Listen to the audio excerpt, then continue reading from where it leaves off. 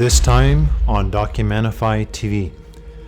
If you walked across western Kansas today, you wouldn't see Clovis, you'd see fields.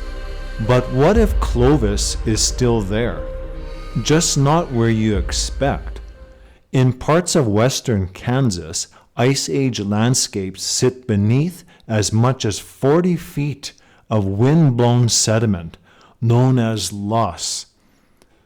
That's not erosion, that's burial, and it changes everything because Clovis isn't missing from Kansas, it's below. During the late Pleistocene, cold dry winds carried massive amounts of fine silt across the high plains. Over thousands of years, those winds built thick blankets of sediment across uplands and shallow valleys called draws. Each time the landscape stabilized, soil formed. Those ancient soil horizons, called paleosols, preserved the ground surface exactly where people once stood. Then the wind came again and sealed it. So instead of losing the record, Kansas archived it. That's why sites like the Kanorado locality in Sherman County matter so much. Because at Kanorado, archaeologists didn't find a scatter of artifacts on the surface. They found stratified layers, Clovis in one horizon, Folsom in another, separated not by guesswork, but by sediment. That vertical separation tells us something critical. These were not random finds. They were occupation surfaces preserved underground. And here's the twist. For decades, archaeologists assumed Kansas had fewer early sites than places like Montana. Montana's foothills erode. Old surfaces become visible.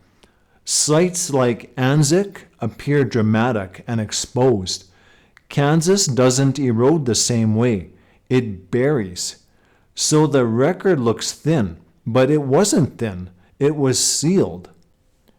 Geoarchaeologists began modeling buried landscapes instead of walking the surface. They mapped paleosols. They studied draw systems. They excavated downward instead of outward. And that shift wasn't small.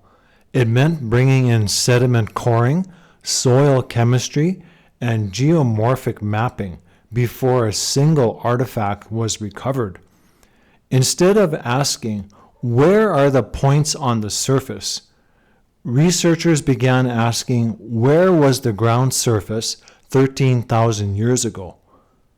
That's a very different question, because once you identify that ancient surface, that buried paleosol, you're not guessing anymore. You're excavating a moment in time.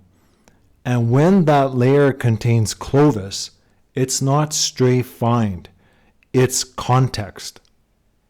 And when they did, Clovis was there, not erased, not absent, just below.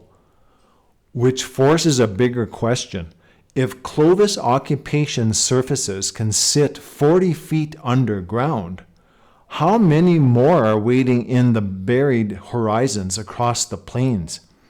The archaeological map isn't just shaped by migration routes, it's shaped by sediment. So when we say Kansas looks empty, we're often just looking at the wrong layer, and that reframes the story of the Great Plains, not as a gap, but as a buried archive. And if you want to see how archaeologists determine whether marks on bone are natural fractures or deliberate human intervention, click into the Viking skull episode on your screen now. That's it for today's video, folks. See you next time right here on Documentify TV.